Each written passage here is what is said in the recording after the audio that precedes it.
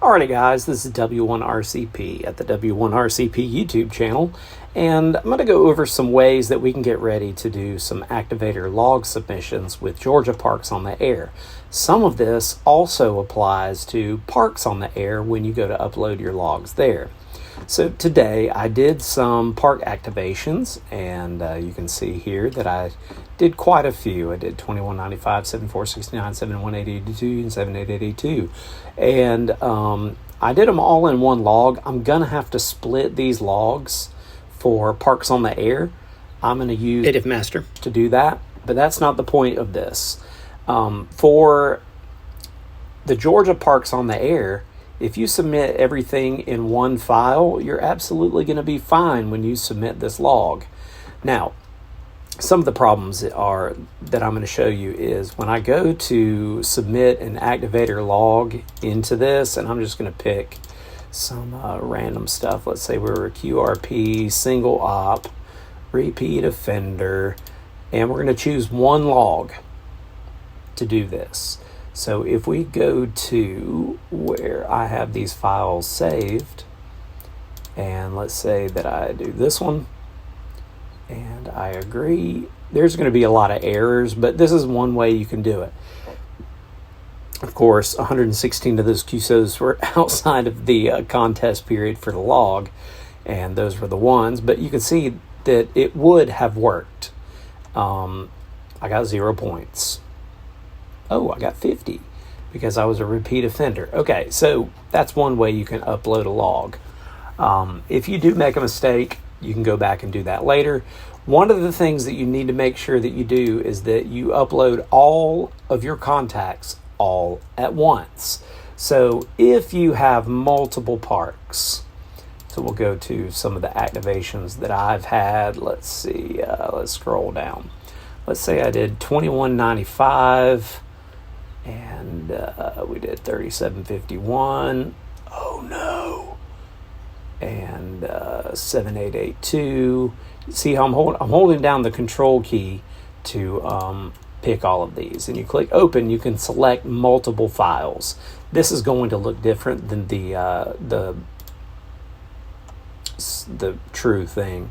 But there's 22 QSOs outside of the contest period. It will fix some of that. Oh, 61 QSOs. Oh, none of these QSOs match, but they have to be inside the period of the contest. Alrighty, so those are some ways that you can upload the files to the Georgia State Parks on the Air. We're done with that. But if you're going to upload to Parks on the Air, you can't submit them all from one file. That's where you're going to have to split it for Parks on the Air. Most people that are going to be in the contest probably will already have separate logs for their parks. You can upload multiple days, but it has to be the same park. Alrighty, so let's go to here, and let's say that we need to do some edits before sending it to Georgia State Parks on the Air. I use ADIF Master. Can be quirky sometimes, but I've gotten to be quite proficient with it. Let's pretend that I am a club, and let's just pretend that there's multiple operators over here, and they all made 10 contacts, so they'll get a successful activation of 10 contacts or more, but it's a club, so we need the club call sign, which is the station call sign. So what you can do is right click anywhere up here, it doesn't matter where you put it, and you're going to add insert column. And a column, of course, is just like a column of the building. Columns are up and down, rows are left and right. Now, the next thing you want to do is you want to make this left click, and you want to go to all tags, and you want to put station call sign. So our club meeting, or our club call sign is, you have to do this to make this work.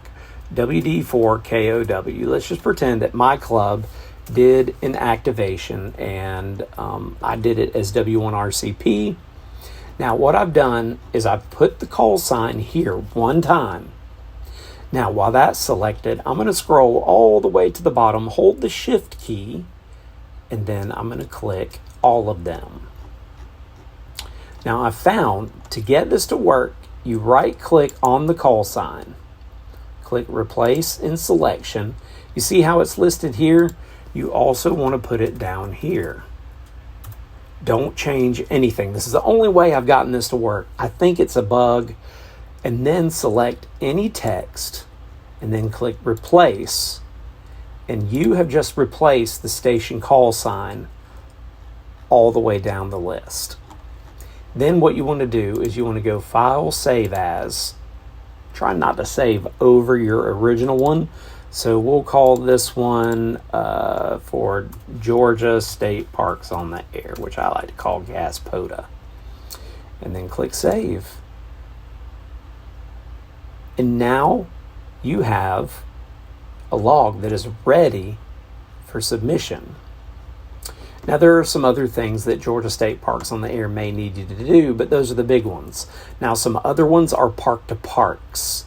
Now let's start with SIG info. Can we find it on this screen?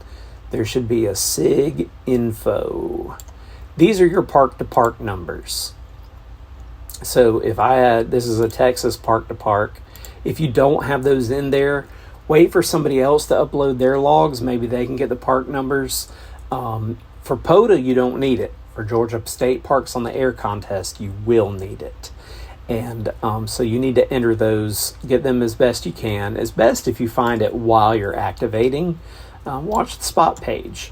The other one that you need is My SIG Info. These are the park numbers that you activated.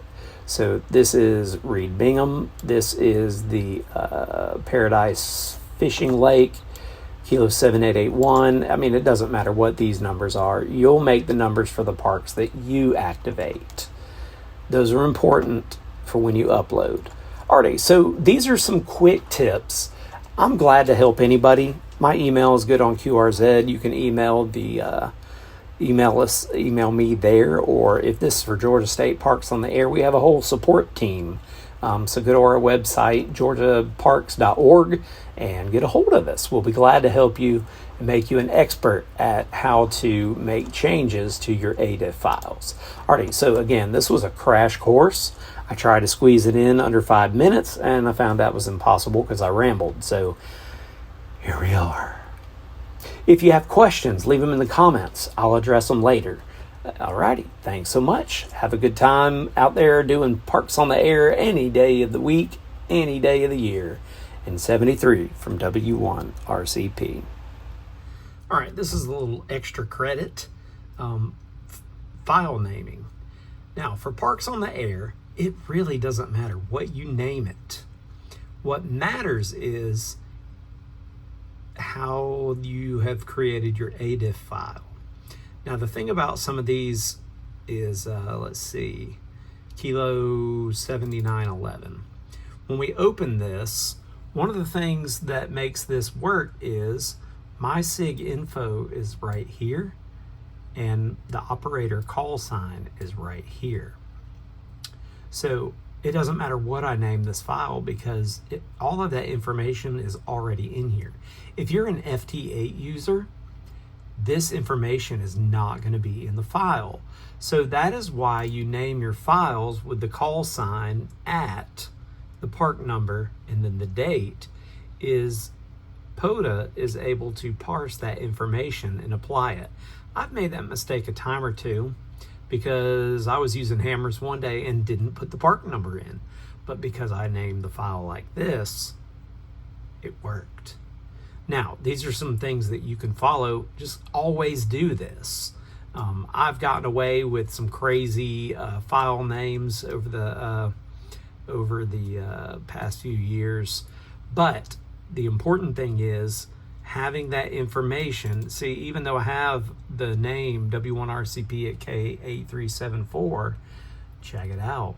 I have the operator and I have my SIG info. Those are the big ones. My SIG doesn't really matter. What matters is my SIG info is the park that I activated and the operator call sign. Those are the biggest things that you need in a log ADIF file.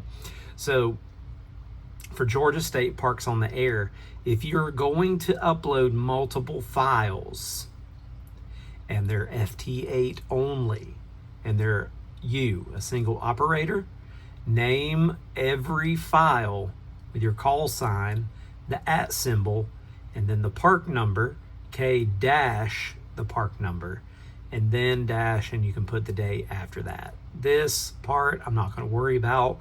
Our program is not going to look anything past the park number, but it has to match this format. That's very important. Now, if all of your stuff is in one log, that's okay. As long as, now I know that these, let's go with merged W1RCP. So inside of this, there's a whole bunch of different parks because I merged it to put in my log at home. You got SIG info and operator. If you have that in a file, it doesn't matter what you name it. It really doesn't matter. So if you want to upload all into one file, that's fine. So here's K4559. This must have been a Florida Rove. And there's operator call sign. And Kilo 8373. And there's my operator call sign. Now, if you're a club, you're going to want to have the club stuff in there.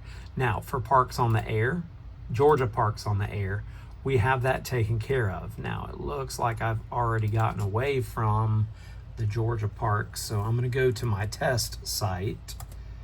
And if you go to Activator Log Submission, if you're a club, you're going to put the club call sign right here. If you don't have the club call sign, the station call sign, because you did FT8, there's no worries.